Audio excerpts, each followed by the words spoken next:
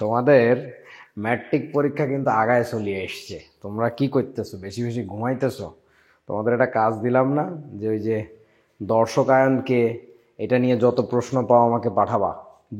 দুই একজন পাঠাইছে মনে হয়, কয়েক গান্ড আমার ইনবক্সে পাঠাইছে, গরু কোথাকার। হ্যাঁ, আসসালামু আলাইকুম। আজকে আমাদের ক্লাস নাম্বার কত বলো দেখি? Class number 22। সো আমাদের টোটাল 27টা ক্লাস হওয়ার কথা ছিল, কিন্তু আমি মনে হয় একটা বেশি নিতে পারি, যদি তোমরা কিছু মনে না করো। কারণটা হচ্ছে অর্গানিকে আমাদের 4টা ক্লাস থাকবে হাতে, মানে আজকের পরে এই চ্যাপ্টার 10-এর উপরে আমি আরও একটা ক্লাস নিব। সো তাইলে আমাদের হয়ে যাবে 23টা ক্লাস, তাহলে 4টা থাকবে। অর্গানিকে হয়তো বা 5টা নিতে পারি, নাও লাগতে পারে, দেখা যাক, ডিপেন্ড করে। রমজানের মধ্যে তো বেশি লম্বা ক্লাস নিব না আর কি, লাগলে একদিন এক্সট্রা ক্লাস নিব আর কি। এই ওকে, সো চলেন আজকে আমাদের দেখতে হবে কোন চ্যাপ্টার? খনিজ সম্পদ, ধাতু অধাতু। তো এগুলো তো তোমরা পারো, মজার জিনিস। তবে এই অধ্যায়ে একটা ঝামেলা আছে। ঝামেলাটা হচ্ছে, আমি যখন প্রথমবার তোদের এই অধ্যায় খুলছিলাম জীবনে, মানে এই অধ্যায়টা আমাদের সময় একটু ডিফারেন্ট স্টাইলে ছিল, অনেক কাজের জিনিসপত্র ছিল। তোদের ক্ষেত্রে অনেক অকাজের জিনিসপত্র ঢুকাইছে, and seems as if they are trying to make some workers, মানে ফ্যাক্টরিতে যারা কাজ করে। তো ফ্যাক্টরিতে যারা কাজ করে তাদের কিছু প্রসেস জানা দরকার হয়। আমার কাছে মনে হয়েছে তোদের এই চ্যাপ্টারটা পড়াচ্ছে প্রসেসগুলো জানানোর জন্য। আমাদের সময়ে things were more concern, more focused on chemical things, আর এখানে ফিজিক্যাল থিংসের প্রতি অনেক বেশি মনোযোগ। মানে মনে হচ্ছে তুই ঝুড়িটা নিয়ে ওইখানে রাখবি, এইভাবে ধুবি, তারপরে ওইখানে নিয়ে ফালাবি, মানে এই প্রসেসগুলো বেশি শেখাচ্ছে, কেমিক্যাল জিনিস কম শেখাচ্ছে আর কি। ঠিক আছে, একটু দাও, আমি একটু চার্জারটা লাগাই নেই। ক্লাসের মাঝখানে ঝামেলা বলছে। টপিকগুলো তোমরা একটু দেখে ফেলো। আচ্ছা, 2 নাম্বার যে টপিকটা, এটা কি তোমরা বোঝো যে ধাতু নিষ্কাশন যে একটা এটা কি বিজারণ হবে নাকি জারণ হবে? আমাকে একটু বলো তো, ধাতু নিষ্কাশন একটা কি প্রক্রিয়া বলেন?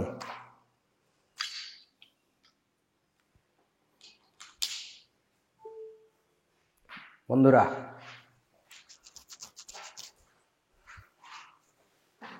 কথা কয় না কেউ, বলবি তো? ভাইয়া বিজারণ প্রক্রিয়া। ওটা জারণ হবে না? কি কয় পোলাটা? কেন বিজারণ কেন?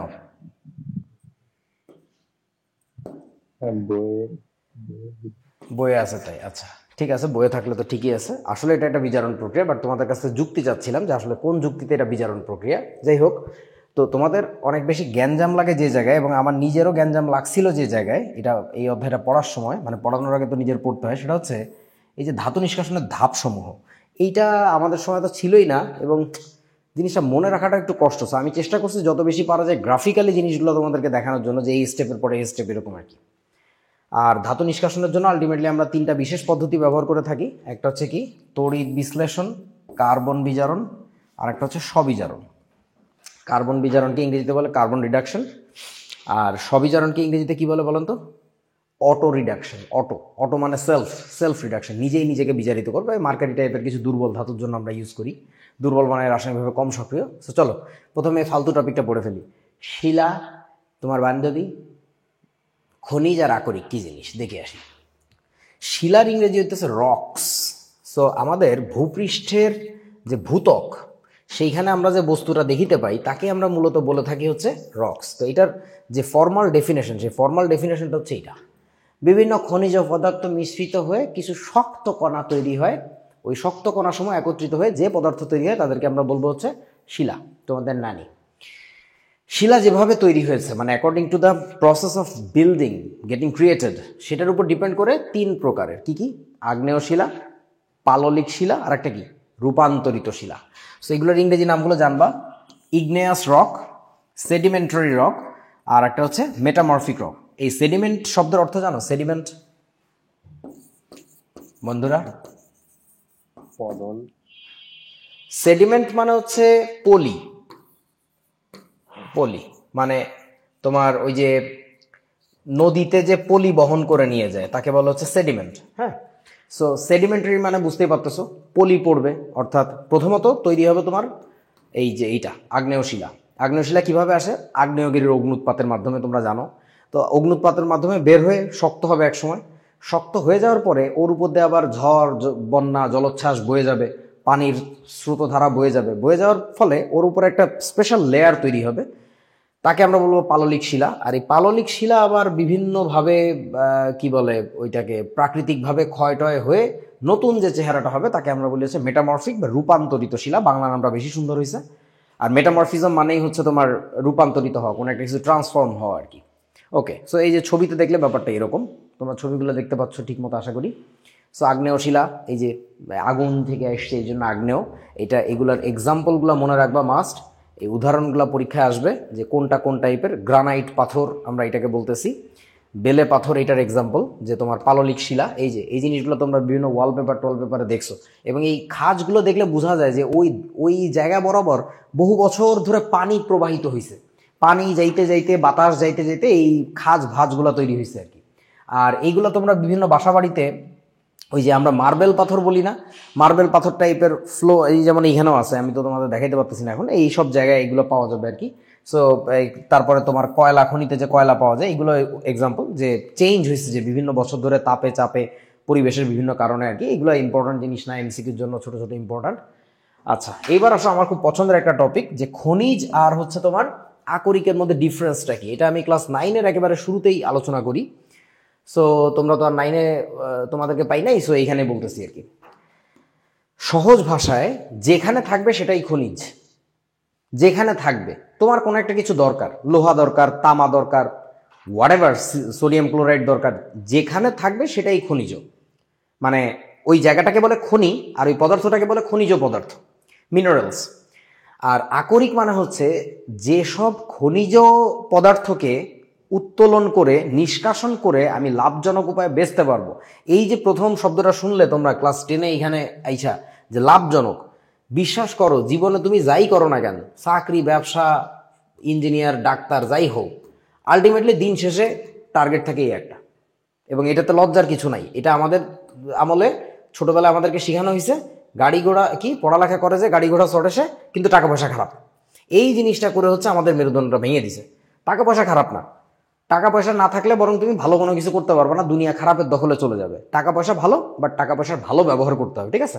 টাকা পয়সার ভালো ম্যানেজমেন্ট শিখতে হবে, তাহলে তুমি নিজে পথের ফকির হয়ে যাবা। তুমি নিজে আরেকজনের উপর যখন নির্ভরশীল হবা, তখন তোমাকে ব্যবহার করবে তার যে কোনো কাজে। সো এই জন্য টাকা পয়সা ভালো জিনিস আর কি। তো এখন ঘটনা হচ্ছে লাভজনক উপায়ে, তোমরা কি একটা জিনিস শুনছো? আমি একটা উদাহরণ দিই। বাংলাদেশে কি সোনার খনি আছে, এটা জানো বন্ধুরা? কে শুনছো? না। আচ্ছা, বাংলাদেশে সোনার খনি আছে সিলেটের দিকে, তারপরে কক্সবাজারেও মনে হয় একটা আছে।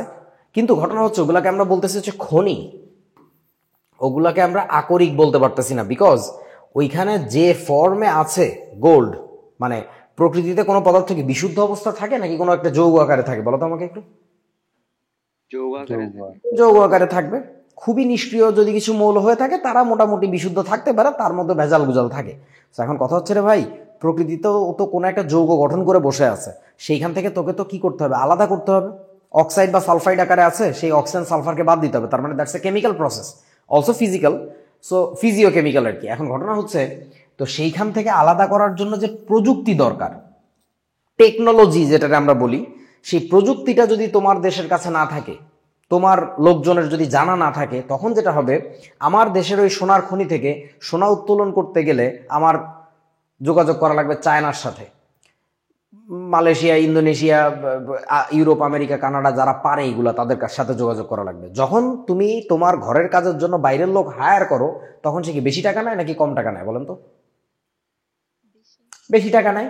দেন ডান। তুমি গোল্ড উত্তোলন করতেছো বাইরের লোক দিয়ে, তখন দাম বেড়ে যাবে স্বাভাবিকভাবে, কারণ তোমার তুলতে তো অনেক খরচ বেশি হয়েছে। যখন তুমি বেচতে গেছো, কেউ তোমারটা কিনতেছে না কেন? তুই বেচতেছো 1 কেজি 5,000 টাকা, বাজারে অলরেডি বাইরে থেকে ইম্পোর্ট করে আনা বস্তু বেচতেছে প্রতি কেজি 3,000 টাকা। আমি তোর কাছ থেকে 5,000 টাকাতে কেন নিব ভাই? এটা দেশীয় জিনিস, ভালো রাখ তোর, ভালো, ওইটাও গোল্ড এটাও গোল্ড, একই তো। আমার কথা কি বুঝছো? ঘটনা হচ্ছে তখন তোমার ওই গোল্ড বেচা কোনো লাভের জায়গায় লস হবে, তুমি এটা কেন তুলবা? কোনো কাজ নাই তো। কিন্তু এখন আমাকে একটু বলো তো, এই যে খনিগুলো যেটা বাংলাদেশে আছে বলতেছি, সেইটাকে আকরিকে কি কোনোদিন রূপান্তর করা যাবে? নাকি আজকে তুমি বইতে পড়তেছো বাংলাদেশে সোনার খনি আছে, 200 বছর পরেও তোমার বাচ্চা কাচ্চা পড়বে, তোমার নাতিপুতি, যে ওইটা এখনো খনি? কোনটা বলো তো?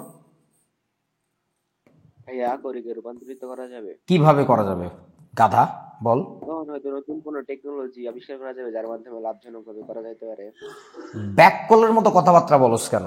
তুই বলবি তখন আমি নাইলে আমার ফোলা নাইলে আমার মাইয়া এমন একটা টেকনোলজি আবিষ্কার করবে যেটা দিয়ে আমরা ওইটার উত্তোলন করতে পারবো, নিষ্কাশন করতে পারবো। তখন আর চাইনিজদের সাথে জাপানিজদের সাথে আমার যোগাযোগ করা লাগবে না, তখন জাপানি ভাষায় আমি এই জায়গায় বসে বাজাইতে পারবো। তোমরা আমার কথা বোঝো নাই। বুঝছি। তোমাকে পড়ানো হইতেছে, তুমি মনে করতেছো কড়া কনসেপ্ট দিয়ে আমার এ ফ্লাস পাওয়াই দিবে। এ ফ্লাস তুই এমনি পাবি, তার জন্য কড়া কনসেপ্টের কোর্স লাগে না। তোকে এখানে পড়ানো হচ্ছে যেন তুই বড় হয়ে কোনো কেমিক্যাল ইঞ্জিনিয়ার, কেমিস্ট বা মিনারেল স্পেশালিস্ট হইস বা মাইন ইঞ্জিনিয়ার হইস, যেখানে তুই জানবি যে খনিকে কিভাবে আকরিকে রূপান্তর করা যায়। তোরে যদি এটা করতে না পারি, তোরে এই সেহরি খাইয়ে ঘুমানোর জায়গায় পড়ানোটা একেবারে বেকার গেছে, কোনো কামেই লাগে না আর কি। আচ্ছা, সো আশা করি বুঝতে পারছি দুটো ডিফারেন্সটা কি। আচ্ছা, তার আগে তারপর আমাকে একটা কথা বলতো, এই খনিজ পদার্থ এগুলো কি সবসময় মাটির নিচেই থাকবে বলেন? ভাইয়া বায়ুমণ্ডলেও তো পাওয়া সম্ভব। কিরকম বায়ুমণ্ডলে কে থাকতে পারে বলো? বায়ুমণ্ডলে কোন খনিজ পদার্থ বসে আছে তোমার বলো? বলতে পারে না গরু। এই বলদ, তোর যদি অক্সিজেন প্রয়োজন হয়, বোঝো নাই বন্ধু, বায়ুমণ্ডলে তো অক্সিজেন আছে। মানে আমরা যে রোগীর জন্য অক্সিজেন দরকার হয়, ওয়েল্ডিং করার জন্য অক্সিজেন দরকার হয়, বিভিন্ন কিছুর জন্য অক্সিজেন দরকার হয়, ইন্ডাস্ট্রিয়াল অক্সিজেন আছে, মেডিকেল অক্সিজেন আছে, সেই সবগুলো কি মানে দুইটা অক্সিজেন পরমাণু যুক্ত করে অক্সিজেন অণু বানায় বেচে বাজারে? নো। বাতাসে যে বায়ুমণ্ডলে যে নাইট্রোজেন আছে, এটাকে আলাদা করে, অন্যান্য উপাদান আলাদা করে অক্সিজেনটাকে আমরা বাজারে বিক্রি করি। তোমরা কি বুঝিয়েছো আমার কথা? সো খনি মানে কিন্তু শুধুই মাটির নিচে না। আচ্ছা, আমাকে একটু বলেন তো, সোডিয়াম ক্লোরাইড আমি পাইতে চাই, খাবার লবণ, এটা আমি কোথায় পাবো? মাটির নিচে? কোথায়? না ভাইয়া, সমুদ্রের পানিতে। এইটা হচ্ছে সমুদ্রের পানিতে আছে। আচ্ছা ঠিক আছে, আমাকে একটু বলতো, আমি পাইতে চাই হচ্ছে ওজোন, ওজোন গ্যাস। বলেন আমাকে, ওজোন গ্যাস তুই কোথায় পাবি? বায়ুমণ্ডলে না রে গাধা, ওজোন স্তরে আছে। বায়ুমণ্ডলে ওজোন গ্যাস থাকলে তো বিপদ ছিল। আমার কথা কি বুঝেছো? বায়ুমণ্ডলের বাইরে, আমাদের পৃথিবীর বাইরে একটা ওজোন লেয়ার আছে না, তুমি ওইখানে রকেটে করে ছড়ি যাই, তুমি কয়েক সিলিন্ডার ভরি গ্যাস আনি আমাকে বলবা এই জন্যে তুই টাকা দে আমাকে, বুঝেছো? এই আর কি। সো খনি বিভিন্ন জায়গায় থাকতে পারে, এই আর কি। আচ্ছা, এই যে কোনটার আকরিক কি, এইগুলোর একটু নাম টাম যদি পারো শিখো। জিরকনিয়ামের আকরিক জিরকন, লোহার আকরিক হেমাটাইট লিমানাইট, অ্যালুমিনিয়ামের আকরিক হচ্ছে বক্সাইট, এগুলো অমুক তমুক। আচ্ছা, সো প্রয়োজনীয় আকরিকের তালিকাসমূহ যে যে কয়টা পারো মুখস্থ রাখবা, খুব ইম্পর্ট্যান্ট। তবে এখানে তোমাদের কয়েকটা জিনিসের নাম বানান ভুল করছে, আমি একটু বলে দিই সেগুলো তোমাদেরকে, যদিও তোমরা এইসব ভুলভাল বানানে অভ্যস্ত হবা। আচ্ছা, তোমরা কি একটা জিনিস জানো, একটা মানুষের সাথে কথা বললে তার কথার উচ্চারণ, বাচনভঙ্গি, এগুলা থেকেও না তার জ্ঞানের ডেপথ সম্পর্কে মানুষ বুঝে ফেলে যে ও আসলে জানে কতটুকু।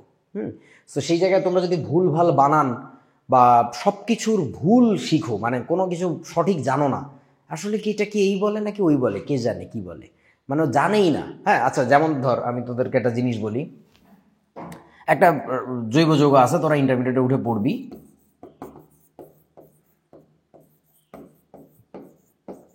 এটার উচ্চারণ করেন তো, একটা জৈব যৌগের নাম।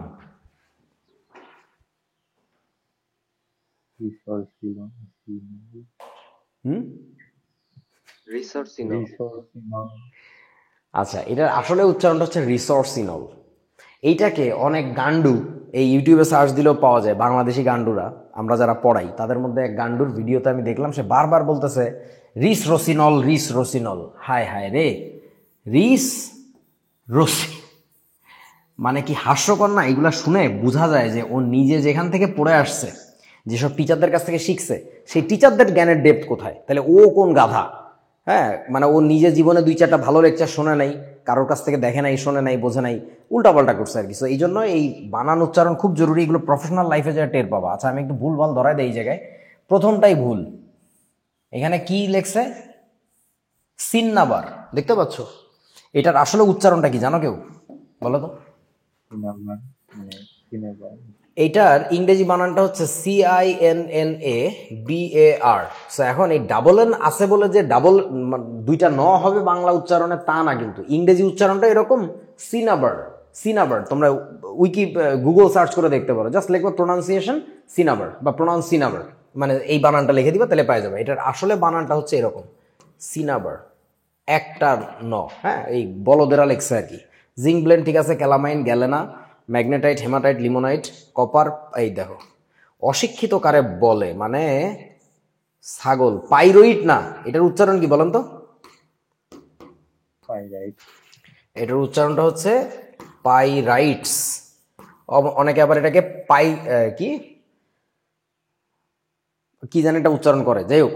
চালকোসাইড, বক্সাইড, সমুদ্রের পানি, সাগর, চুনাপাথর, ঠিক আছে এগুলো আর কি। সেই উচ্চারণগুলো একটু ঠিক করবো আমরা। আর এটা নিয়ে বানানো আমার একটা বিশেষ ভিডিও আছে, তোমাদের বড় ভাইয়ারা অর্থাৎ শ্বেতাবরা যখন ক্লাস 10-এ পড়তো সম্ভবত, আমি তখন বানাইছিলাম ভিডিওটা। আমি 2023 সালের ভিডিও সম্ভবত, যতদূর মনে পড়ে।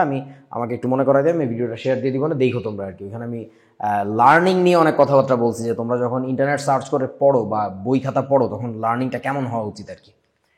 ওকে চলেন, ধাতু নিষ্কাশন যে একটা বিজারণ প্রক্রিয়া, এটা নিয়ে একটু কথা বলা যাক। ধরে নিলাম আমার কাছে একটা ধাতু আছে, সেই ধাতুটা হচ্ছে ধরো জিঙ্ক। সেই জিঙ্কের একটা আকরিক হচ্ছে কি ZnS, জিঙ্ক ব্লেন্ড, আমরা যেটাকে বলছি ব্লেন্ড, ঘন্ট, মন্ড। সো জিঙ্ক ব্লেন্ড থেকে আমি কি আলাদা করতে চাই ভাই? জিঙ্ক আলাদা করতে চাই। এখন তুই একটু ভেবে দেখ, এখান থেকে তুই যখন আলটিমেটলি জিঙ্কটাকে আলাদা করবি, এইখানে জিঙ্কের জারণ সংখ্যা কত আছে আমাকে একটু বলো তো? জিঙ্কের +2। সেখান থেকে সে কিসে পরিণত হয়েছে? 0-তে। সো তাহলে এই প্রসেসটা জিঙ্কের খাতিরে যদি আমরা বলি, এটা এটা এটা কি মানে এইখানে ZnSটা কি, জারক নাকি বিজারক বলো তো? জারক। কেমনে বললা এটা জারক? বলেন কেমনে বললেন? ইলেকট্রন গ্রহণ করে। আরে বলদ রে, বিজারক নিজের জারণ সংখ্যা বাড়ায়, বিজারক নিজের জারণ সংখ্যা বাড়ায়। মনে আছে একটা কথা মনে রাখতে বলছিলাম, বিজারক বাড়ায়, বিজারক বাড়ায়। তাহলে জারক কি করে? কমায় জারণ সংখ্যা। এই যে জারণ সংখ্যা কমাইছে, +2 থেকে 0-তে নেমে গেছে, তার মানে এটা জারক। এই পুরো বস্তুটা যদি জারক হয়, এই পুরো বস্তুটা যদি জারক হয়, জারকের কি ঘটে মনে আছে আপনাদের? বিজারণ ঘটে। শেষ, খেলা হয়ে গেছে। ধাতু নিষ্কাশন একটা বিজারণ প্রক্রিয়া। তুমি আরেকভাবে চিন্তা করতে পারো, ধাতুগুলা প্রকৃতিতে যে যৌগ আকারেই থাকুক, ধাতুর চার্জ কি থাকে? অলওয়েজ ধনাত্মক। তো ধনাত্মক চার্জ থেকে 0 চার্জ যখন বানাইতে হবে, তখন তাকে কি করতে হবে? আমার ইলেকট্রন গেলাইতে হবে না? বোঝা না আমার কথা? Zn2+ ছিল, সে জিঙ্ক সালফাইড থাকুক, অক্সাইড থাকুক, যেটাই থাকুক, হ্যাঁ, আমার তাকে কি করতে হয়? আলটিমেটলি ইলেকট্রন খাওয়ায়া তারপরে মুক্ত ধাতুতে পরিণত করতে হয়। এই যে ইলেকট্রন গ্রহণের বিক্রিয়া, ইলেকট্রন ছাড়ন হচ্ছে কি ছিল? জারণ। আর ইলেকট্রন গ্রহণটা কি বলেন তো আমাকে একটু? এটা হচ্ছে বিজারণ প্রক্রিয়া। এই যে হয়ে গেছে। তো আর কতভাবে প্রমাণ করবো? মেলাভাবে প্রমাণ করা যায়। সো মনে রাখবো ভাই, ধাতু নিষ্কাশন একটা বিজারণ প্রক্রিয়া। সবাই কি বুঝছো আমার কথা? ওকে, খুব সাবধান মনে রাখিতে হবে। এই যে তোমাদের জন্য আমি অনেক কষ্ট করে এটা বানাইছি, বহুত কষ্ট হয়েছে, তোমরা বুঝতেছো না। 5-6 ঘন্টা ধরে এটা বানাইছি, যে কিভাবে সহজে গ্রাফিক্যালি দেখাইলে আমার শিশুগুলো মনে রাখতে পারবে। কিন্তু আমার শিশুগুলো এটা দেখি ছেড়ে দেবে।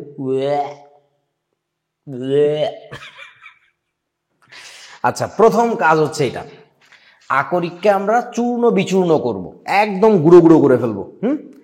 2 নাম্বার কাজ হচ্ছে, তুমি যে আকরিকটাকে গুঁড়ো করা করলে, এখানে প্রচুর অপদ্রব্য ছিল, হাবা জাবা, কাদাবালি, মাটি, এগুলো ছিল, সেইগুলা ফালতু ফালতু জিনিস ফালাই দিবা। ফালাই দিয়ে কি হবে, তোমার সেই আকরিকটার মধ্যে আসল যে উপাদান, যে রাসায়নিক উপাদান থেকে তুমি এই ধাতুটাকে নিষ্কাশন করবা, সেই বস্তুটার শতকরা অংশ বেড়ে যাবে।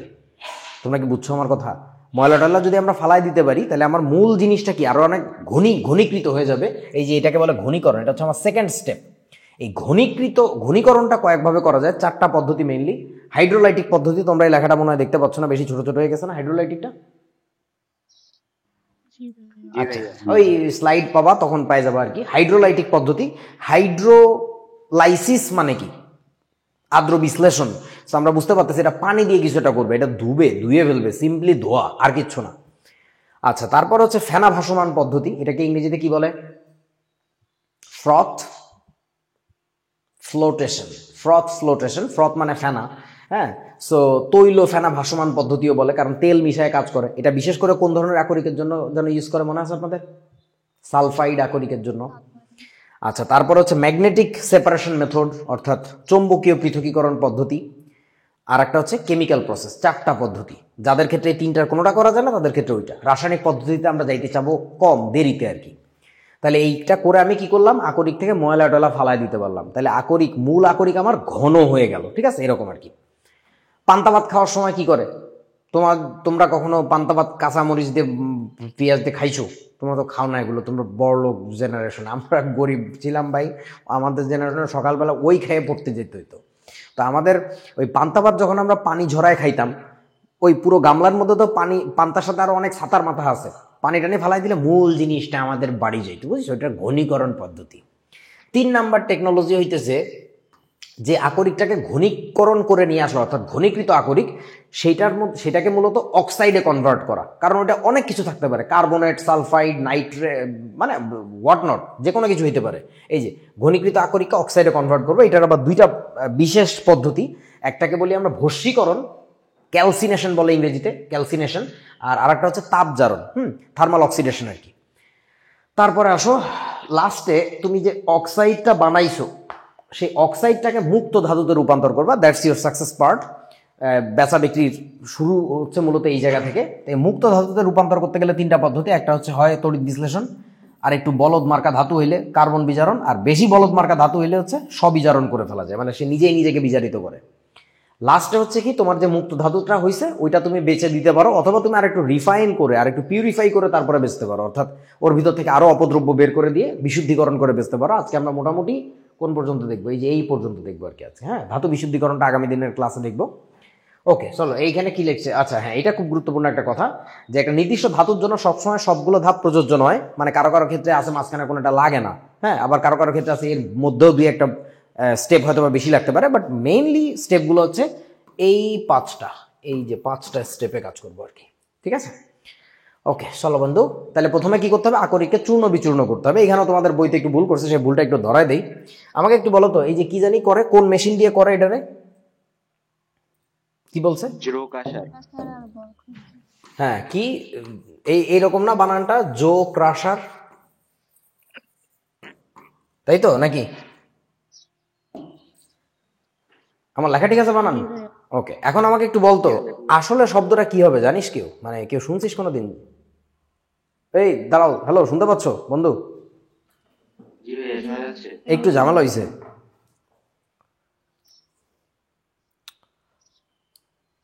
ঝামেলাটা হইতেছে, আজকে রাতে আমি HSC 25-এর ক্লাস অনেকক্ষণ নিছি, তো এই হেডফোনটা চার্জ শেষ হয়ে গেছে। এটা চার্জ দেওয়ার কথা আমার মনে ছিল না। তোরা একটু কথা বলতো এখন, দেখি শুনতে পাচ্ছিস? আচ্ছা, এখন আমি তোদের কথা শুনতেছি হচ্ছে ম্যাকের মাধ্যমে, মানে আমি, বুঝছস তো না? তো এখন এটা একটা দুর্ঘটনা ঘটতে পারে, বলা যায় না। আমাকে একটু 2টা মিনিট সময় দেয়, আমি একটু হেডফোন দেখি আর কোনোটা আছে কিনা। হ্যাঁ, যদি থাকে তাহলে ওইটা দিয়ে ক্লাস নেই।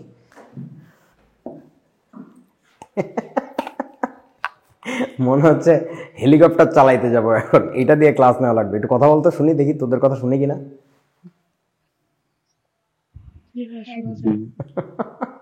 হাস্যকর লাগতেছে।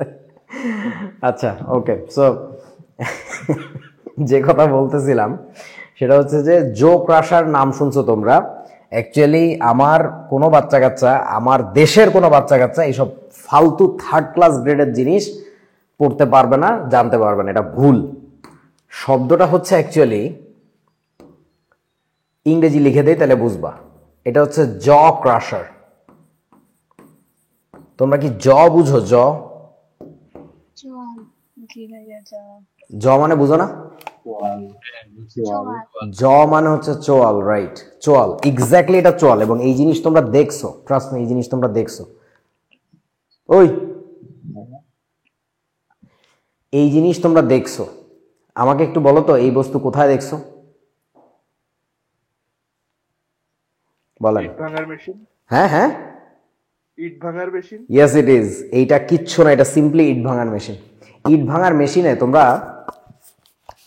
মেশিনে তোমরা যেটা দেখবা সেটা হচ্ছে ওই যে ইটগুলো 2টা 3টা করে একটা দুইটা চোয়াল থাকে এরকম, একটা ফিক্স থাকে আর একটা এরকম নড়ে, হ্যাঁ। তো করে কি ওই দুইটা গ্যাপের মধ্যে দুইটা তিনটা করে যখন ইট শ্রমিকরা এনে দেয় তখন যেটা হয়, একটা যেহেতু ফিক্স চোয়াল আর একটা চোয়াল, আমরা ভাত খাওয়ার সময় তো ওইটা করি, এই তোরা ভাতটা যখন চাবাস তখন কোন চোয়ালটা তোর নড়ে, উপরেরটা না নিচেরটা বলতো? কারোর কি আছে নাকি নিচেরটা ফিক্স রেখা উপর এরকম নড়ে? তা তো আর হয় না। সো মোট কথা হচ্ছে একটা চল ফিক্স রেখে আর একটা চল নড়াচড়া করে বলে একটার এগেইনস্ট আরেকটাকে ক্রাশিং করে। সিস্টেমটা হচ্ছে এইটা। এখন চলো আমি একটু দেখাই আসি তোমাদেরকে জিনিসটা কি। জিনিসটা হইতেছে এইটা, আসো বন্ধু, এই যে এটা পিছনের স্লাইডে যাবে কিভাবে, তো কিছু হয় না,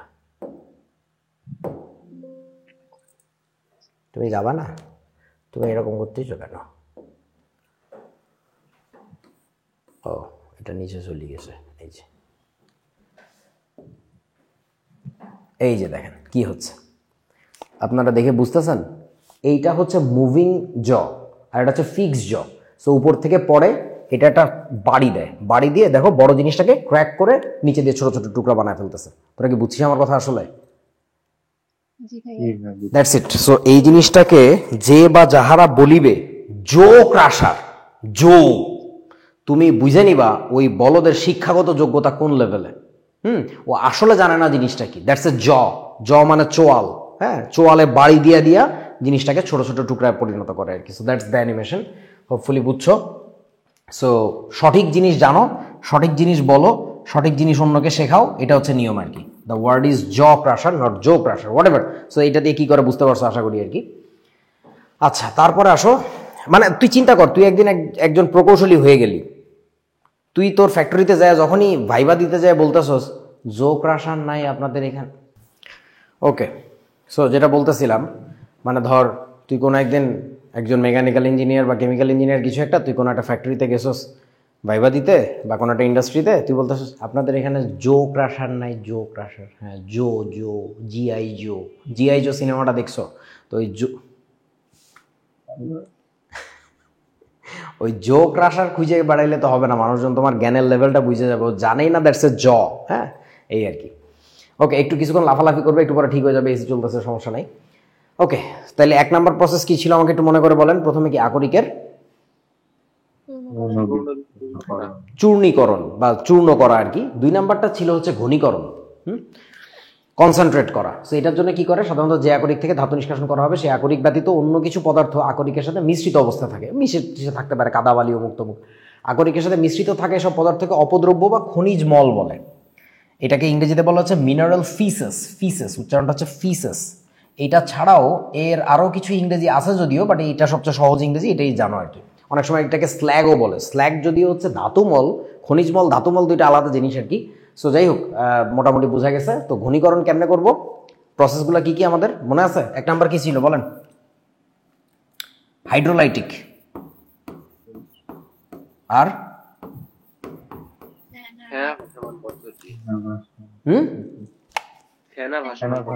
ফেনা ভাসমান। আচ্ছা, তোরা বলতেছি আমি শুনি নাই আর কি। এই যে ফেনা ভাসমান পদ্ধতি, ফ্লোটেশন। 3 নাম্বারটা কি ছিল? চৌম্বকীয়। এগুলো আমি হাতে লিখতেছি যেন তোমাদের মুখস্থ হয়ে যায়। পৃথকীকরণ পদ্ধতি। আর লাস্টেরটা কি ছিল? কেমিক্যাল, রাসায়নিক পদ্ধতি। এই সো আমরা ডেফিনেটলি প্রথমে 1 নাম্বারটা দিয়ে শুরু করতেছি, হাইড্রোলাইটিক পদ্ধতি। ফানি দিয়ে 2 ফেলবো, এই যে 7টা পদ্ধতি, ফানি দিয়ে 2 ফেলবো। চলো প্রথমে হাইড্রোলাইটিক পদ্ধতি। এটা কি আছে? একটা বিডিও আছে, একটা বিডিউটা কিভাবে প্লে করে?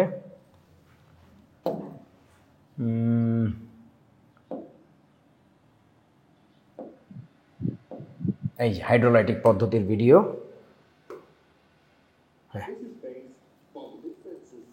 আকরিক পড়তেছে, এই যে উপর থেকে আকরিক আর এখান থেকে পানি দিচ্ছে, আর ভিতরে হচ্ছে খাজ কাটা থাকবে এবং এই জিনিসটা ঝাঁকাবে, ট্রের মতো ঝাঁকাবে। ঝাঁকাইলে যেটা হবে, যত চলি গেলি কেন একটু দেখো এখানে, এই যে ঝাঁকাইতে থাকলে একটু বোঝ, সামনের দিকে আগাবে কারা, হালকাগুলো নাকি ভারীগুলো? আমাকে একটু বলেন তো।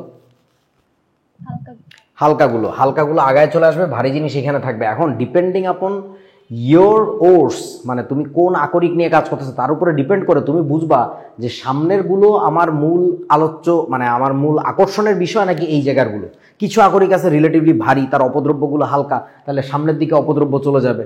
আবার কিছু আকরিক আছে নিজেই হালকা, তার অপদ্রব্য ভারী, তাহলে অপদ্রব্য এখানে থাকবে, সেই আকরিক সামনে চলে যাবে। তোরা কি বুঝতে পারছিস ব্যাপারটা? জি ভাইয়া বুঝছি। ওকে, বুঝলাম। সো দ্যাটস ইট, আর কিছু না। এটা ভিডিও তোমরা দেখে নিও না, আমি এই অ্যানিমেশন ফাইলটা দিয়ে দিব আর কি, ঠিক আছে? এই কি জানি করছে। তারপর সো যেটা বলতেছিলাম, মাঝে মধ্যে এরকম তোমার একটা বেসিন বানায় নেয়, ক্লোজড একটা চেম্বার, ঝাঁকাঝাঁকি করে এর মধ্যেই বাড়ি ধুড়ি বেশি করে দেয় আর কি। দ্যাটস ইট, সহজ জিনিস।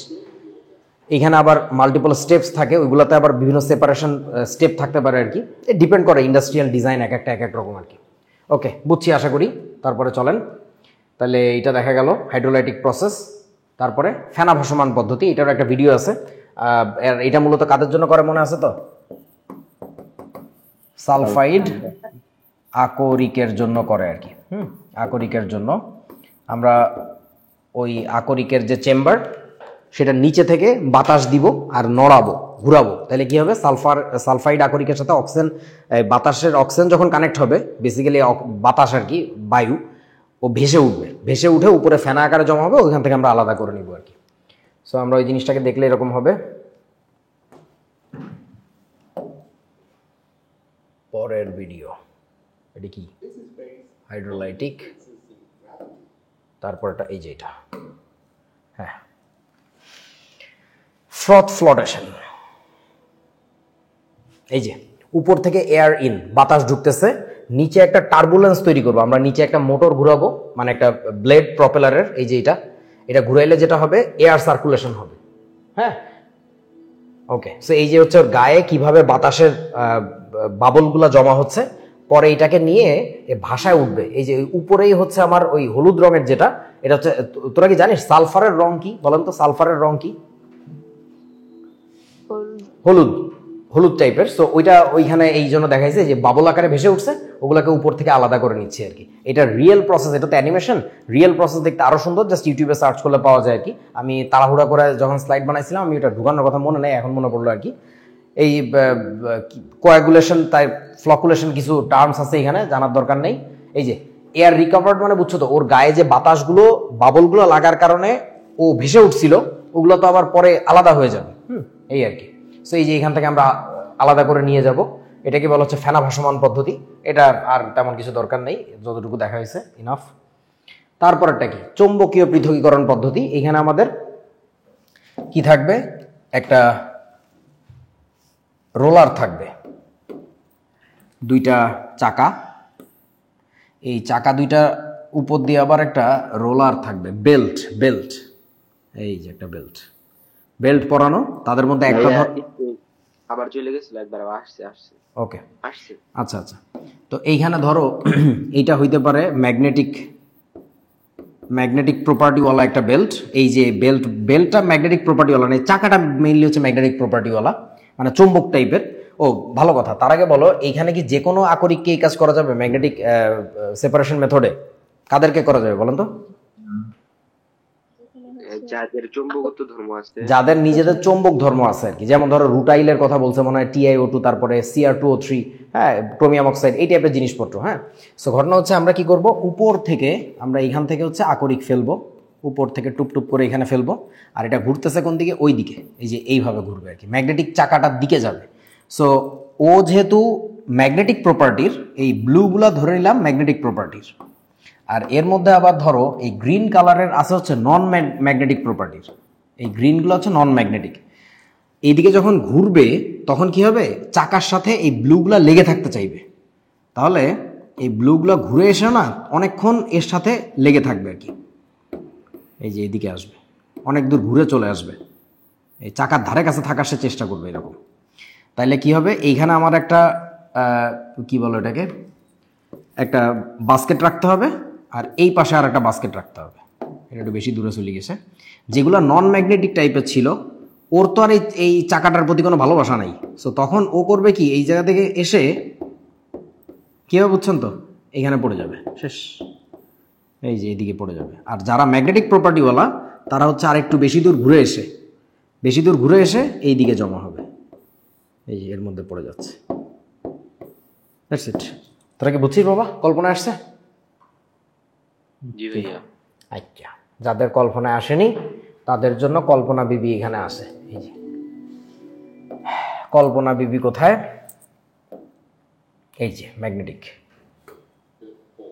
এই যে চাকাটা ঘুরতেছে, দেখো একটা এদিকে আসতেছে, একটা ওদিকে ফ্লো যাচ্ছে, দেখতে পাচ্ছ? সহজ জিনিস, দেখবা অ্যানিমেশন পাঠিয়ে দিব না আমি। শেষ। তাহলে আমরা কি করলাম? ঘনীকরণ করে ফেললাম। লাস্ট একটা প্রসেস বাকি আছে আমাদের, কেমিক্যাল, যেটা রাসায়নিক পদ্ধতি, বক্সাইড, তাই না? আমাকে একটু বক্সাইডের ইংরেজি বানান বলেন তো। বলছিলাম না আগে একদিন, BAUXITE, বক্সাইড। সো এখন এই বক্সাইডের তো তোমার ম্যাগনেটিক কোনো প্রপার্টি নাই, আবার এটা সালফাইড আকরিক না। সালফাইড আকরিক কাকে বলে বুঝো তো? এটা তো অক্সাইড আকরিক, অ্যালুমিনিয়ামের অক্সাইড। সো যদি সালফাইড আকরিক হইতো তাহলে আমরা ফ্লোটেশন করতে পারতাম, তা তো করতে পারতাছি না। তাহলে এদের ক্ষেত্রে একমাত্র রাস্তা বাকি আছে, যেটা আবার এটা ধুইলে কাজে লাগে না, কারণ অলরেডি এর মধ্যে বহুত পানি আছে, এরা আবার ধুয়ে লাভ কি? সো এটাকে যেটা করতে হবে, আমাদের কেমিক্যাল প্রসেস ফলো করতে হবে। কেমিক্যাল প্রসেস ফলো করার জন্য কি করি আমরা? কেমিস্টরা খুঁজে বের করছে এর সাথে সোডিয়াম হাইড্রোক্সাইডের বিক্রিয়া দিতে হবে। তো এর সাথে সোডিয়াম হাইড্রোক্সাইডের বিক্রিয়া কি হবে? Sodium aluminate. আপনাদেরকে এইসব বিক্রিয়া শেখানো হয়েছে, মনে আছে কি আপনাদের? তাহলে NaAlO2 প্লাস হচ্ছে পানি। তোমাদের বইতে মনে হয় প্রথমে দেখাইছে এটাকে একটু হিট করে, হিট করে পানি আলাদা করে। এটা আসলে হিট করলে পানি আলাদা হয় না, আমি জানি না তোমাদের বইতে কি লিখছে। Sodium aluminate. তোমাদের কি মনে আছে ফাউন্ডেশন যখন পড়াইছিলাম তখন এই বিক্রিয়াগুলো দেখাইছিলাম যে অ্যালুমিনিয়াম অক্সাইড যেহেতু উভধর্মী একটা অক্সাইড, ওটাকে আমরা এখন কি হিসাবে ব্যবহার করছি বলেন তো? অ্যালুমিনিয়াম অক্সাইডটা অ্যাসিড নাকি ক্ষার? অ্যাসিড হিসাবে, হ্যাঁ। সো আশা করি মনে আছে বিক্রিয়া। এটা বানানোর পরে আমরা এটার সাথে কার বিক্রিয়া দিই বলেন মনে করে? পানি। হ্যাঁ, পানি। পানি। হ্যাঁ, পানি দিলে কি তৈরি হবে? হ্যাঁ, অ্যালুমিনিয়াম হাইড্রোক্সাইড। আচ্ছা, এর সাথে পানি দিব আমরা। এখান থেকে পানি দিলে কি তৈরি হচ্ছে? অ্যালুমিনিয়াম হাইড্রোক্সাইড, AlOH3 প্লাস কি বের হয়ে যাচ্ছে বলেন তো? Sodium hydroxide. Sodium hydroxide. Okay. So এরপর আবার কি হবে? এই যে অ্যালুমিনিয়াম হাইড্রোক্সাইডটা তৈরি হয়েছে, এটাকে আবার কি করব? তারপরে এটাকে আমরা তাপ দিব নাকি? তাপ দিলে কি হবে এখান থেকে? Aluminium oxide. অ্যালুমিনিয়াম অক্সাইড আর পানি। পানি বের হয়ে যাবে। এই যে আমাদের হয়ে গেল তোমার কি? Aluminium oxide. ডান।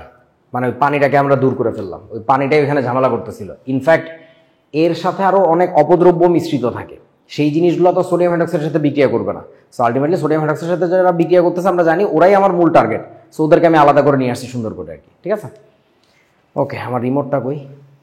রিমোট হারাই গেছে। ওকে, তাহার পরে কি আছে?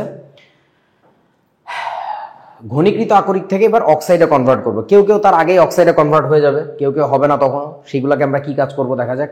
এই যে যেমন এই ভদ্রলোক, এর সাথে পানি মিশে আছে, তাপ দিলে এর পানি যাবে না নাকি? যাবে, যাবে।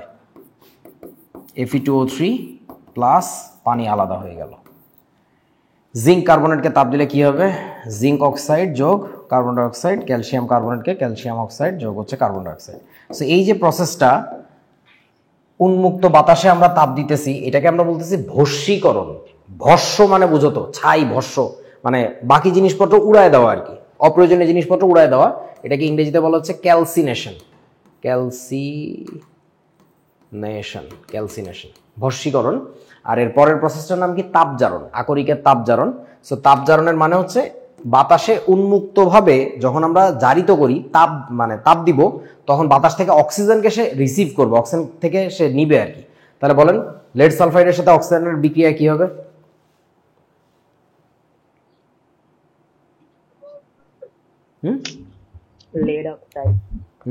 লেড অক্সাইড সাথে তৈরি হবে কি? Sulphur dioxide. আপনাদের কি মনে আছে পিবিএস এর নাম কি জানো? আকরিক হিসাবে পিবিএস এর নাম কি? গ্যালেনা। এটাকে আমরা বলি গ্যালেনা। কে কোথায় গেল না জানি না, কিন্তু গেল না, এটা এইটুকু আমরা জানি আর কি। আচ্ছা, জিঙ্ক সালফাইডের সাথে অক্সিজেনের বিক্রিয়া সিমিলার টাইপের হবে, তাহলে হচ্ছে তোমার এখানে তৈরি হবে জিঙ্ক অক্সাইড যোগ সালফার ডাইঅক্সাইড। এটা ডিপেন্ড করে তুমি জারণের উপরে, সালফার ডাইঅক্সাইডও তৈরি হতে পারে এবং এই বিক্রিয়াগুলো খুবই রিস্কি, কারণ সালফার ডাইঅক্সাইড তো অম্লীয় গ্যাস, আর সালফার ডাইঅক্সাইড যেটা তৈরি হবে সেটা ডিরেক্টলি পানির সাথে বিক্রিয়া করে সালফিউরিক অ্যাসিড তৈরি করবে। আশেপাশে তোমার শ্রমিকদের খোঁজ খবর রাখতে হবে, যত্ন নিতে হবে আর কি। এই কি জানি আছে হাবিজুবি। লাস্ট কাজ আমাদের সেটা হচ্ছে কি, যে অক্সাইড তুমি বানাইছো সেই অক্সাইড থেকে এবার মুক্ত ধাতুতে পরিণত করতে হবে। এটার জন্য আমাদের 3টা প্রসেস। 1 নাম্বার হচ্ছে তড়িৎ বিশ্লেষণ, 2 নাম্বার হচ্ছে কার্বন বিজারণ, আর যারা একেবারে গান্ডু টাইপের ধাতু তাদেরকে হচ্ছে স্ববিজারণ। এখন তড়িৎ বিশ্লেষণ আমরা কাদেরকে করব? তোমাদেরকে গত কয়েকদিন আগেই মনে হয় তড়িৎ বিশ্লেষণের ক্লাস নিছি, সেখানে একটা কথা বলে দিয়েছিলাম, বড় বড় করে লেখা ছিল তড়িৎ বিশ্লেষণ একটি ড্যাশ প্রক্রিয়া। কি লেখা ছিল এখানে? জারণ জারণ বিজারণ। বিজারণ যেখানে জোর করে ধরন। জোরপূর্বক বিশ্লেষণ গঠিত হয়। জোরপূর্বক যেখানে ইলেকট্রনের আদান প্রদান হয়। এখন জোরপূর্বক কেন ইলেকট্রনের আদান প্রদান না করলে, মানে সরি আমি বলতে চাচ্ছি সক্রিয় ধাতুগুলোর ক্ষেত্রে তোরা একটু বলতো আমরা তড়িৎ বিশ্লেষণই কেন অ্যাপ্লাই করি? মানে এটা তো সবচেয়ে সক্রিয় ধাতুদের জন্য অ্যাপ্লাই করি, কথা হচ্ছে কেন সবচেয়ে সক্রিয়দের জন্য তড়িৎ বিশ্লেষণটাই কেন লাগে বলেন তো, কারণটা কি? ইলেকট্রন গ্রহণ করাই ধাতুতে পরিণত করতে পারবো। আরো ভালো করে বল, বুঝায় বল। ওই সক্রিয় ধাতুগুলা ওই যৌগটার মধ্যে আয়ন হিসেবে আছে, ধনাত্মক আয়ন, তো ইজিলি ইলেকট্রন গ্রহণ করাই ওদের ধাতুতে পরিণত করতে পারবো। গরু দেখ, ধরে নাও তুমি সোডিয়ামের মতো সক্রিয় ধাতুকে নিষ্কাশন করতেছো, কথার কথা কি সোডিয়াম পটাশিয়াম টাইপের। এখন ওরা তো প্রকৃতিতে কোনো একটা আকরিক আকারে আছে, ধরে নিলাম সোডিয়ামের সেই আকরিকটার নাম হচ্ছে সোডিয়াম নাইট্রেট, ওকে, বা পটাশিয়ামের একটা আকরিক আছে পটাশিয়াম নাইট্রেট, যেটাকে নাইটার বলে আর কি, তোমাদের বইতে নাই, আমরা 9-10-এ পড়ছিলাম নাইটার। এখন ঘটনা হচ্ছে এইখান থেকে এর মধ্যে আছেটা কি আসলে, কে প্লাস আছে আর হচ্ছে কি NO3 মাইনাস আছে। এখন বলেন তো কে বেশি স্থিতিশীল, কে প্লাস নাকি কে, কোনটা বেশি স্থিতিশীল? K plus. তো পটাশিয়াম তো কে প্লাস অবস্থায় আছে, ওকে যখন ওইখান থেকে তুমি নিষ্কাশিত করে কেতে আনতে চাইবা, এটা তো কি বলেন তো মারাত্মক, মানে স্বতঃস্ফূর্ততার দিকে আসতেছে নাকি অস্বতঃস্ফূর্তভাবে আসতেছে, কোনটা? অস্বতঃস্ফূর্ত। তো আসতেই চাচ্ছে না, ওকে জোর করে আনা হচ্ছে।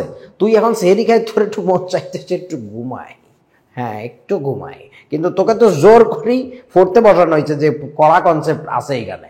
তাইলে ঘটনা হচ্ছে এই যে সক্রিয় ধাতুর কারণে ওকে এইখানে আনাটা এত সহজ কোনো বিষয় না, ওকে ফোর্সফুলি আমার ইলেকট্রন পুশ করতে হবে।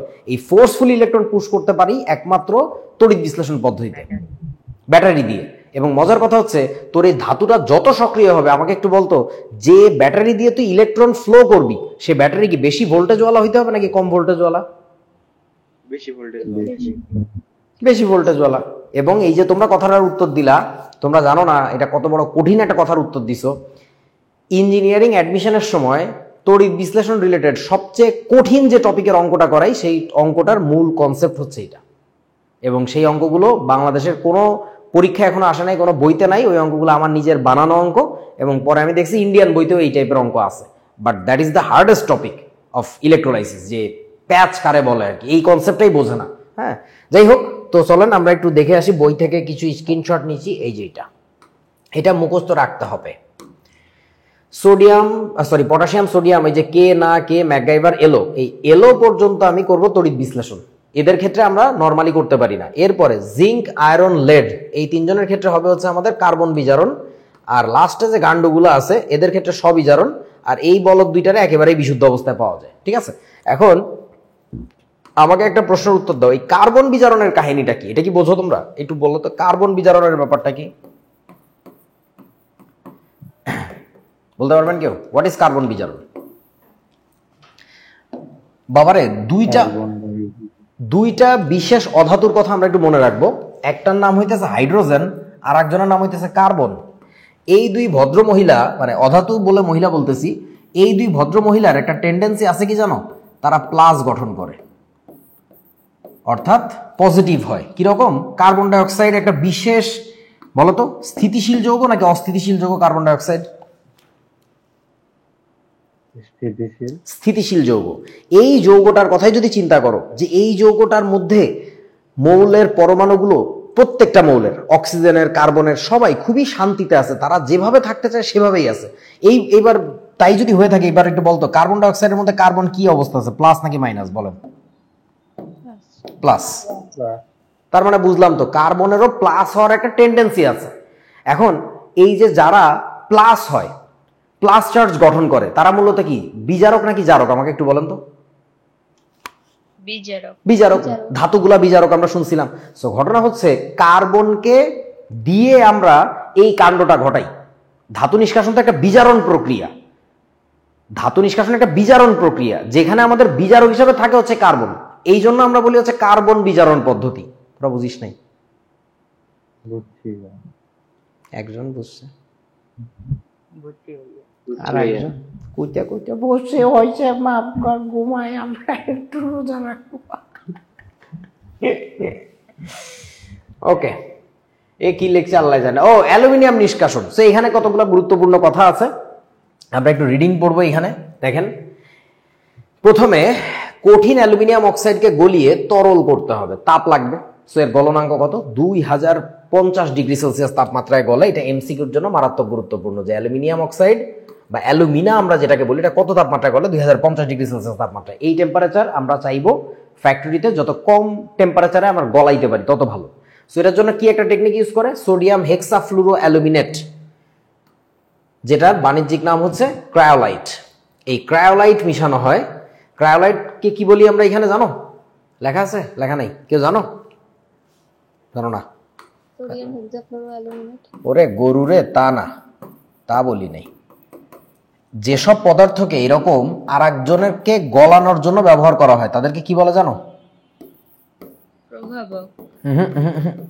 মুরব্বী, আর কেউ?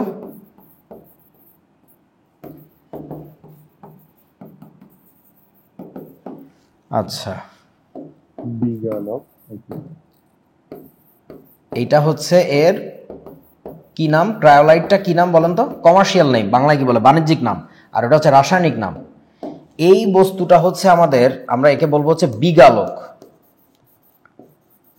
মানে বিগলন বুঝো তো? গলন, গলন, গলনে সহযোগিতা করে, এই জন্য বলে বিগালক। বিগালকের ইংরেজি কি জানো? স্মেল্টার। মানে মেল্ট মানে বুঝো তো গলানো। সো স্মেল্টার মানে যে গলায়, আর একজনকে গলায়।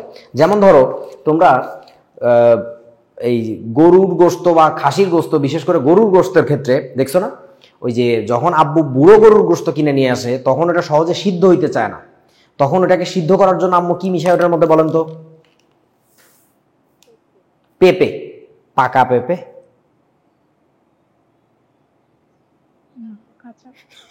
তা পেঁপে করলি কেন? ঠিক মতো কথা বল, কাঁচা পেঁপে। এই কাঁচা পেঁপে মিশায়ে যখন আম্মু রান্না করে তখন দেখা যায় জিনিসটা খুব সহজে সিদ্ধ হয়ে যায়। তাহলে বলেন তো ওই কাঁচা পেঁপেটা কি জানেন? বিগালক। আম্মু এখন থেকে কাঁচা পেঁপে দিতে গেলে বলবা বিগালক দিচ্ছ না, দাও না, কিচ্ছু না, দাও না। তোমাদের আর একটা ঘটনা বলি, আমার বড় অপুর বিয়ের সময়, সরি মেজো অপুর বিয়ের সময়কার ঘটনা। তো আমার নানা মাংস কিনে নিয়ে আসছে, যথারীতি সে তার নিজের মতো একটা গরুর গোশত কেটে নিয়ে আসছে, মানে বুড়ো গরুর আর কি। তো এটা হজম, সিদ্ধ হচ্ছে না। তো যখন নানা আবার ওই বরযাত্রী চলে আসছে, এসে বাবুর্চিরে ঝাড়ি দিচ্ছে, এই তোমাদের কি রান্না বান্না হয় না কেন? বলছে হইতেছে, একটু সময় লাগবে মোল্লা সাহেব। তো ঘটনা হচ্ছে তখন আমি তো বসেছিলাম ওইখানে, আমাকে নানা বসে রাখছে, তুই বসে থাকতো এখানে, দেখতো ওরা কি করে, ওরা কাজ করে না কেন। তো আমি অবাক হয়ে গেলাম, ওই যে হেড বাবুর্চি ছিল তিনি দৌড়ে এসে পান খাচ্ছিলেন, তো পানের সুপারি আছে না, তোদেরকে এই গল্প বলছি আগে কখন আমি? আচ্ছা, পানের যে সুপারি আছে না, আস্ত 2 পিস সুপারি ওনার অ্যাসিস্ট্যান্টের বললে ঢাকনা সরা, ওই ডেকচি ড্যাক যেটাকে বলে ওটা ঢাকনা সরাইলো, ওটা টুপুত করে 2টা আস্ত সুপারি ছেড়ে দিল, মানে খোসা ছাড়ানো জাস্ট সুপারি, বুঝছিস না, যেটা জাতি দিয়ে কেটে কেটে আম্মা বুড়া ওই যে পানের সাথে খায়, ওটা ছেড়ে দিল। আমি বললাম হ্যাঁ হ্যাঁ করে কি, কষ্ট করে বসে থাকো, এখানে কথা বলি, ওটা মারি বলবো।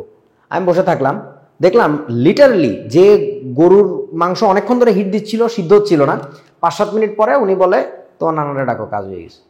আমি তো বললাম কয় কি বেটায়, আমাকে 1 পিস দেন তো, আমি একটু শ্যাক করি দেখি, আমার তো খাওয়ার টার্গেট, ওই যে মাংসটা খাইতে কি ভালো লাগে, খাই দেখলাম আরে আসলেই তো তামাশা ঘটে গেল।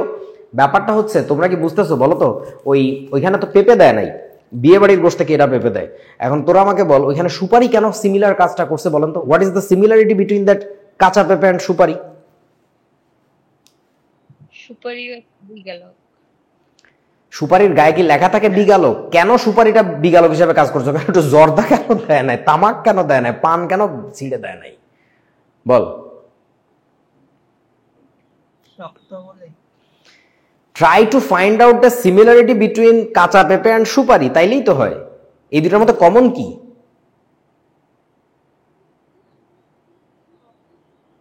হ্যাঁ,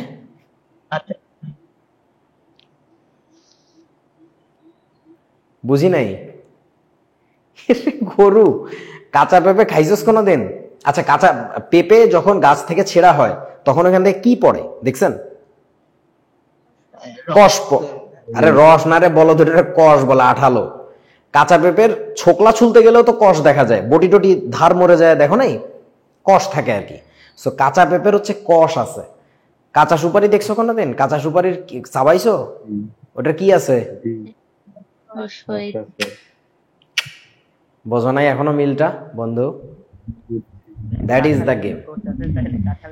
এই যে আমার একজন জ্ঞানী চলে এসেছে, কাঁড়ালের এই বলদ বলদ বাবুর্চি রান্না করার সময় কি কাঁচা কাঁড়াল খাইতেছিল? সে পাবে কোথায় এটা?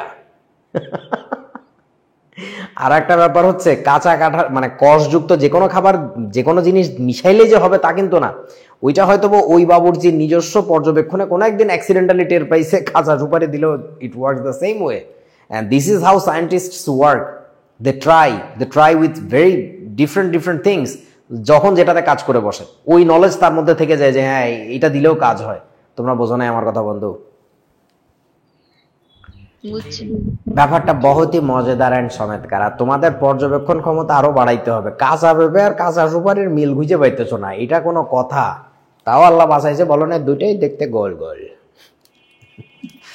আচ্ছা, বিগালক বুঝা গেল। সো বিগালক মিশাইলে কি হয় আমাদের? এটা মিশাইলে গলনাঙ্ক তাপমাত্রা নেমে আসে 800 থেকে 1000 degree Celsius. That's a huge success. মানে 50%-এর নিচে নামায় নিয়ে আসতো তুমি মেল্টিং পয়েন্ট। আচ্ছা, তারপরে কি হয়েছে? তাহলে অ্যালুমিনিয়াম অক্সাইড যখন গলে যাবে, তার মধ্যে অ্যালুমিনিয়াম 3+ এবং অক্সাইড আয়ন পাবো আমরা। তারপরে হাবিজুবি কি জানি বলছে। এরপরে চলো আমরা বিক্রিয়া করে দেখি, নিজেরা দেখে আসি কোথায় সে। কেন তাপমাত্রা কমে যায়? গরুর গোশতের মধ্যে কাঁচা পেঁপে দিলে কেন গলনাঙ্ক কমে যায়? বর্ণা বাবা, সেটা তুই জানোস, তোর নানা জানে, তোর নানি জানে, এগুলো করে দেখবে। আমি জানি না তো, আমি খালি জানি this is something that happens. Why happens I don't no.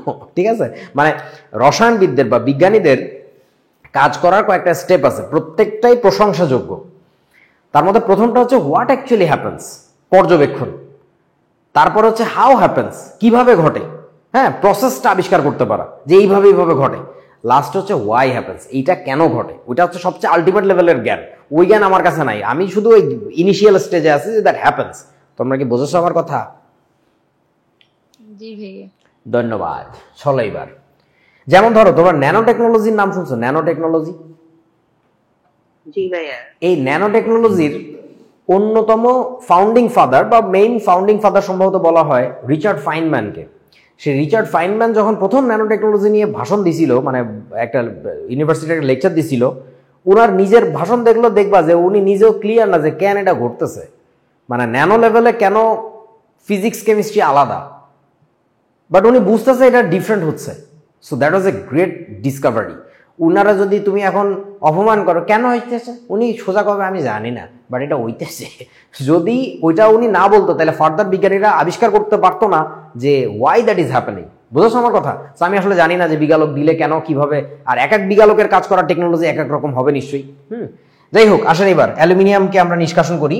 তাহলে আমরা এর ভিতরে যে হলুদ রঙের যে স্ট্রিপটা দেখতে পাচ্ছ, এটার মধ্যে কি আছে আমাদের? কোথাও আছে অ্যালুমিনিয়াম 3+, রাইট? কোথাও থাকবে আমাদের অ্যালুমিনিয়াম 3+, আবার অ্যালুমিনিয়াম 3+ আমার ওইখানেই যে থাকবে তা না, বিভিন্ন জায়গায় আছে আর কি, বিভিন্ন জায়গায় ঘোরাঘুরি করতেছে, বেড়াইতেছে আর কি, মামা বাড়ি, চাচা বাড়ি। আবার ভিতরে কি আছে? O2- আছে, O2- আছে। এখন তোমরা আমাকে একটু বলো তো, আমি অ্যালুমিনিয়ামটাকে জমা করতে চাই কোথায়? এই এই যে ট্যাঙ্কিটা, ধাতব যে ট্যাঙ্কির নিচের দিকে নাকি এই দণ্ডের গায়ে, কোনটা বলো? নিচের দিকে। নিচের দিকে। তাহলে যেটা হবে এইটারে বলে ড্রেন। ড্রেন মানে বুঝছো তো, ওইখান থেকে আমি বের করে নিতে পারবো, এই ড্রেন দিয়ে আমি বের করে নিতে পারবো। তাহলে আমার এইখানে যদি আমি অ্যালুমিনিয়াম জমা করতে পারি, that will be better. So তাইলে এইখানে জমা করার জন্য এই যে বেগুনি রঙের যে আবরণটা দেখতেছো, এটা হচ্ছে কি জানো? এটা হচ্ছে পাত্রের গায়ে একটা গ্রাফাইটের আবরণ। এই আবরণের সাথে আমাকে একটু বলো, ব্যাটারির কোন প্রান্তের কানেকশন দিতে হবে, প্লাস প্রান্ত নাকি মাইনাস প্রান্ত? মাইনাস। মাইনাস, কারণ অ্যালুমিনিয়াম 3+ কে যেন সে টান দেয়, তাহলে এই পাশে হচ্ছে মাইনাস প্রান্ত দিব, আর ওই পাশে আমরা দিব হচ্ছে প্লাস প্রান্ত। এই প্লাস প্রান্তটা কার সাথে কানেক্টেড? এই গ্রাফাইটের রড গুলোর সাথে কানেক্টেড। ঠিক আছে, বিশাল বিশাল গ্রাফাইটের রড থাকবে এক একটা। তাহলে কি বিক্রিয়া হবে আমরা একটু দেখে ফেলি। প্লাস তড়িৎদ্বার যেটা, সেটা হচ্ছে আমাদের কি জানো? অ্যানোড, আর এই মাইনাসটা হচ্ছে ক্যাথোড। তাহলে আমরা প্রথমে অ্যানোড রিয়াকশন লিখতেছি। অ্যানোড রিয়াকশনে কি হবে? অ্যানোড রিয়াকশন মানে প্লাস তড়িৎদ্বার, ওখানে যাবে মাইনাসটা, তার মানে O2 মাইনাস যাবে, যে কি করলো সে দুইটা ইলেকট্রন ছেড়ে দিয়ে অক্সিজেনে পরিণত হয়েছে, কিন্তু O2 হয়ে যাবে, তাহলে এখানে 4টা ইলেকট্রন, এখানে 2টা। আচ্ছা, তারপরে আমরা এবার লিখবো হচ্ছে ক্যাথোড রিয়াকশন। ক্যাথোড রিয়াকশন এগুলো বাচ্চা জিনিস। অ্যালুমিনিয়াম 3+, 3টা ইলেকট্রন গ্রহণ করবে, করে অ্যালুমিনিয়াম ধাতুতে পরিণত হবে। সমতা করি নেই, করার দরকার নেই। So that's it. এই যে তোমার অ্যালুমিনিয়াম ধাতুটা তৈরি হয়েছে, এটা কি অবস্থা থাকবে বলো তো? ফিজিক্যাল স্টেটটা কি থাকবে এটার, বলো? ভৌতিক মানে কে কি কইলো? ভৌতিক, কঠিন। এটা কেন কঠিন হবে রে বলদ? এটা তো লিকুইড স্টেটে থাকবে। তোর এখানে এই পাত্রের টেম্পারেচার কত বুঝতেছিস? বোঝো নাই বন্ধু? এই পাত্রের টেম্পারেচার তো 1000 ডিগ্রি সেলসিয়াস অ্যাবাভ, তাই না? ওই সময় তো ডেফিনেটলি, আরে বেটা লোহা গলে 1300 ডিগ্রি সেলসিয়াসে, অ্যালুমিনিয়ামের গলনাঙ্ক তাপমাত্রা তো এত বেশি না তো। অ্যালুমিনিয়ামও তো গলা গলা থাকবে, মোমের মতো নরম। বুঝতে পারছিস কি আমার কথা? ওইটা ওইভাবে থাকবে বলেই তোমার এখানে নিচে জমা হয়ে শ্বশুর করে এই জায়গাতে পড়ে যাবে, তুমি যা পাতিল নিয়ে পাতায় বাড়ি যেয়ে বেঁচে দিবে আর কি। ঠিক আছে, এই আর কি, দ্যাটস দ্য সিস্টেম। এটা নিয়ে তেমন কথা বলতেছি না। এটা কি বলছে? বাত্তা চল্লিতে লোহা নিষ্কাশন, এই বস্তুটা one of the most underrated topics in your books. হ্যাঁ, তোমাদের বইতে এটাকে একেবারে পাত্তা দেয় না, অথচ এটা আমাদের সময় পরীক্ষায় মাস্ট 2-1 বছর পর পর আসতেই, যে বাত্তা চল্লির বিক্রিয়া সমূহ লেখো। বাত্তা চল্লি জিনিসটা কি? বাত্তা চল্লির ইংরেজি কি জানো এটা? এনিবডি? এটাকে বলা হচ্ছে ব্লাস্ট ফার্নেস। ফার্নেস নাম শুনছো? FURNACE। আরে বেটা, ওই যে শীত প্রধান দেশের মানুষজন ঘরের মধ্যে আগুন জ্বালায় না, ওটা তো ফার্নেস বলে। হ্যাঁ, সো ব্লাস্ট ফার্নেস মানে, এখানে ব্লাস্ট মানে বুঝো তো, ব্লাস্ট মানে এক ধরনের বিস্ফোরণ আর কি। সো এখানে কিছু ঘটনা ঘটে, সেই ঘটনাগুলো বোঝার জন্য তোমাদের এখানে বাংলা টাংলা লেখা আছে, যারা চাও একটু পড়ে নিও। আমি তোমাদেরকে ছবিতে দেখাই দিচ্ছি, এটা তোমাদের জন্য পরীক্ষার মতো ইম্পর্টেন্ট না। এই যে জিনিসটার চেহারাটা হচ্ছে এরকম, দেখতে এরকম, পেট মোটা এরকম। সো উপর থেকে কি করে, আমরা এই যে কনভেয়ার বেল্টের মাধ্যমে আকরিক এনে এনে ফেলি। ঠিক আছে, উপর থেকে আমরা দেখতে পাচ্ছিস, হ্যাঁ, আকরিক এনে ফেলতেছি। আর নিচে থেকে মেইনলি এই যে এই পাশ থেকে হিটেড এয়ার মানে গরম বাতাস ভিতরে ঢুকায়। গরম বাতাস ঢুকায় মানে কি? Simply oxygen ঢুকাচ্ছে। আর উপর থেকে যেটা ফালাচ্ছে ওইটা যে শুধু আকরিক, মানে আমাদের ম্যাগনেটাইট বা হেমাটাইট বা লিমোনাইট তা না, ওইটার সাথে আবার কি মিশানো থাকে বলতো? কোক চূর্ণ। কোক চূর্ণ মানে বুঝো? কার্বন। সো কোক চূর্ণ আর কার্বনের সাথে যখন এই আকরিকটা মিলেমিশে উপর থেকে নিচে নামে, আর নিচে থেকে আমি কি করতেছি, প্রচন্ড হাই টেম্পারেচারের মানে উত্তপ্ত, চরম উত্তপ্ত 1600 ডিগ্রি সেলসিয়াস তাপমাত্রার মতো উত্তপ্ত গরম বাতাস দিচ্ছি। তাহলে সেইখানে কি বিক্রিয়াগুলো হবে আমাদেরকে একটু বলেন। এই যে চলেন, কোথায় জানা আছে এখানে, এই যে এই বিক্রিয়াগুলো হবে। কোক যেটা পাঠাইছি সেটা অক্সিজেনের সাথে পুড়ে কার্বন ডাইঅক্সাইড হবে। কার্বন ডাইঅক্সাইড আবার কিছুটা কোকের সাথে পুড়বে, যেটা আনবার্নড কোক ছিল। আলটিমেটলি কি তৈরি হবে? Carbon monoxide. এই কার্বন মনোক্সাইড মূলত এই Fe2O3 সাথে বিক্রিয়া করবে, করে বিশুদ্ধ মানে মুক্ত আয়রন তৈরি করবে আর কার্বন ডাইঅক্সাইড। এখন তোরা আমাকে একটু বল, আর সাথে ওই যে বালি চুলি যা যা থাকে, চুনা পাথর টাথর মিশে থাকে, ওগুলো সব হচ্ছে যে ক্যালসিয়াম সিলিকেট আকারে জমা হয়। এই বস্তুটাকে আমরা কি বলি জানো? এটাকে আমরা বলি হচ্ছে স্ল্যাগ। স্ল্যাগ এটাকে বলা হচ্ছে, এই যে লেখা আছে এখানে, এই স্ল্যাগটাকে বলা হচ্ছে ধাতুমল। তোরা কি ধাতুমল ব্যাপারটা বুঝছস? মানে ওই আকরিক থেকে আমি নিষ্কাশনের সময় কিছু অপদ্রব্যওয়ালা আলতু ফালতু জিনিস পাবো না, বুঝতে পারছিস কি? ওইটাকে আমরা বলছি ধাতু মল। মল মানে তো সোজা কথা ভাই পায়খানা আর কি, ব্যাপারটা ওই রকম সেন্সে বোঝায়। সো এটাকে বলা হচ্ছে স্ল্যাগ, SLAG, স্ল্যাগ। স্ল্যাগ জমা হয়, ওইটারে নিয়েও বেচে, ওইটাও অনেক দামি জিনিস আর কি। ওইটা দিয়ে আবার কি কাজ আছে অনেক পরের কথা আর কি। তোরা কি বুঝছস ব্যাপারটা কি ঘটে? জি ভাইয়া। আমি বেশি ডিটেল যাই নাই কেন, এটা তোমাদের জন্য জরুরি না আর কি। তোমাদের বইতে দেখলাম এটার একটা সাব টপিক হিসাবে লেখছে, মানে এটা তেমন পাত্তাই দেয় না। আচ্ছা, এখানে আরো একটু কিছু ব্যাপার আছে, তোমাদের মনে হয় বুঝতে সমস্যা হতে পারে। আমাকে একটু বলো তো, ব্লাস্ট ফার্নেস থেকে এই পাশের থেকে যখন আমাদের এই যে স্ল্যাগ ট্ল্যাগ বের করে নিয়ে যাবে এই যে এইদিকে, আর এই পাশের থেকে হচ্ছে তোমার লোহা যেটা বেরোবে এটাকে বলে পিগ আয়রন। পিগ মানে বুঝো, পিগ, PIG, পিগ। পিগ না, পিগ। Sure. শুয়োর না, শুয়ারের বাচ্চা। সো এটাকে পিগ আয়রন কেন বলে জানো? কারণ হচ্ছে এইখান থেকে যখন আয়রন জমা করে, আচ্ছা তোরা কেউ মোম গলায় নতুন মোমবাতি বানানোর চেষ্টা করছিস, বা একটা বাটির মধ্যে মোম জমা করছিস, গলানো মোম করিস নাই না? মোম গলানোর পরে যখন ঢালবা, তোমরা কি জানো তারপরে ওই জায়গাতে কেমন যেন একটা ফুটা তৈরি হয়, মানে একটা গ্যাপ তৈরি হয়, এরকম বসে যায়। দেখছো এরকম? দেখো নাই? পানি জমায় বরফ করলে আয়তনে কি হয়, বাড়ে নাকি কমে জানেন? আয়তনে বাড়ে। মোমের হচ্ছে আয়তন ছোট হয়ে যায়। তুমি যদি সীসা গলায় ঢালো, হ্যাঁ, ও যখন জমাট বাঁধে তখনও ওর আয়তন ছোট হয়ে যায়। বিভিন্ন জিনিসের কাহিনী আছে, মানে কেউ কঠিন হলে আয়তন বড় হয়, কেউ কঠিন হলে আয়তন ছোট হয়। এই লোহার এই যে এখান থেকে যে গলিত লোহাগুলো বেরোয়, আচ্ছা এখানে কি গলিত লোহা বেরোবে নাকি সলিড লোহা বেরোবে, কোনটা? দেখি আপনাদের জ্ঞান বুদ্ধি কি বলে। ডেফিনেটলি গলিত। বেটা পাগল নাকি? সলিড সলিড টুপুট টুপুট করে একটা লোহার টুকরা বেরিয়ে আসবে।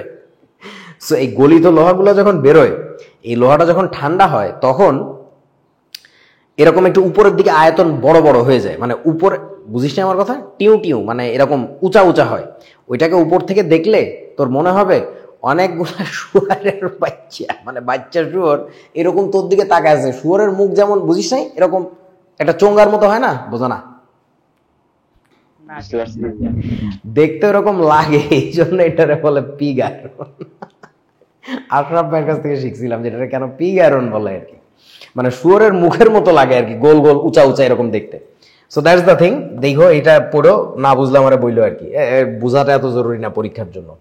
দিছি যদি কেউ জানতে চাও। আচ্ছা, তারপরে হাবিজুবি কিছু বলছে, এগুলো চাইলে শিখে নিও যারা একটু এক্সট্রা জানতে চাও আর কি। ওকে, ধাতু নিষ্কাশনের সবিজারণ পদ্ধতি কাদের ক্ষেত্রে করবো আমরা? অনেক সক্রিয় ধাতু নাকি মানে কম সক্রিয়, বলেন তো? কম সক্রিয়।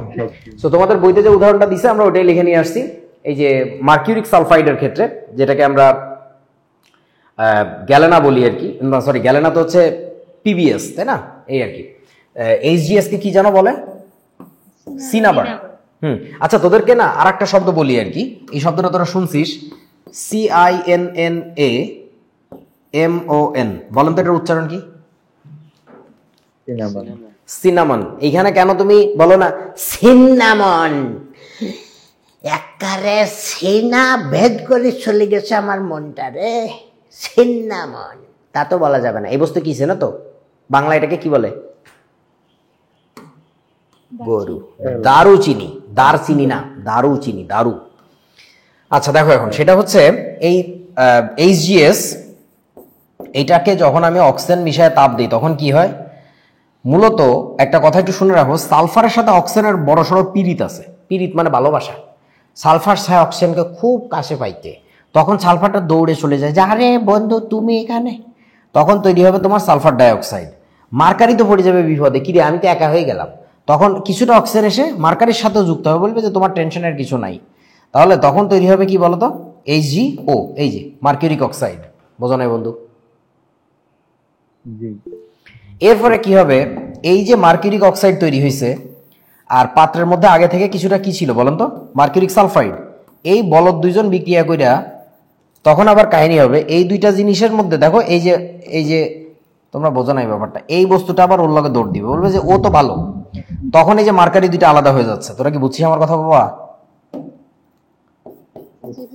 Hg প্লাস ওই যে SO2 শেষ হয়ে গেল। আমি সমতা রমতা করি না আর কি। তো এই দুইটা লাইন যদি যোগ করি, ওই যে উপরের বিক্রিয়া দুইটা, এইটা আমি মুছে দিচ্ছি। এই দুইটা লাইন যদি আমি যোগ করি তখন একটা মজার ব্যাপার দেখতে পারবো এখানে। যে আলটিমেটলি হয়টা কি এখানে। এইখানে যেটা হইবে সেটা হইল যে এইচজিও তৈরি হয়েছিল সেটা এখানে কেটে গেছে, আর কি কাটে, আর কিছু কাটে না। তাহলে আমি কি পাবো ফাইনালি, 2HGS প্লাস না 3HGS, তাই না? 3HGS প্লাস হচ্ছে 3O2 বিক্রিয়া করে কি তৈরি হচ্ছে, 3টা মার্কারি যোগ হচ্ছে 3টা সালফার ডাইঅক্সাইড। এই দ্যাটস ইট, সহজ। সবাই বুঝতে পারছিস তো নাকি? জি ভাইয়া। এইভাবে করে আমি সিম্পলি কাকে আলাদা করে ফেলতে পারতেছি, মার্কারিকে আলাদা করে ফেলতে পারতেছি। সহজ জিনিস, ডান। তারপরে এই তার আর পর নেই। আজকের ক্লাস এই পর্যন্তই। আমরা অনেক জ্ঞানায় জ্ঞানায় ক্লাস নিলাম আজকে। ক্লাসের মাঝখানে অনেক ডিস্টার্ব হলো, হেডফোনের চার্জ শেষ হয়ে গেছে, ক্যামেরা বন্ধ হয়ে যেতেছে। সো যাই হোক, এই টাইমটা আমি এখনো ঠিক করতেছি না, ইচ্ছা করে নিজের উপর রাগ করেই, যে আমি কেন ক্লাসের শিডিউল এরকম ব্রেক করলাম। মাঝখানে কয়েকদিন যে ক্লাস নিতে পারিনি, তারপর আমার জ্বরের জন্য অনেকদিন ক্লাস হয় নাই। সো আমার এই কারণে ইচ্ছা করে আমি এটা চেঞ্জ করতেছি না, নিজের প্রতি একটা শাস্তি স্বরূপ। যাই হোক, সো আগামী ক্লাস তোমাদের মনে হয় পরশু দিন সকালে হবে, অর্থাৎ কালকে না, পরশু সকালে আর কি। সো আজকের ক্লাস এই পর্যন্তই, টাটা। কারো কোনো প্রশ্ন আছে? নাই? ঠিক আছে, তাহলে আল্লাহ হাফেজ। হ্যাঁ, আল্লাহ হাফেজ। ওকে।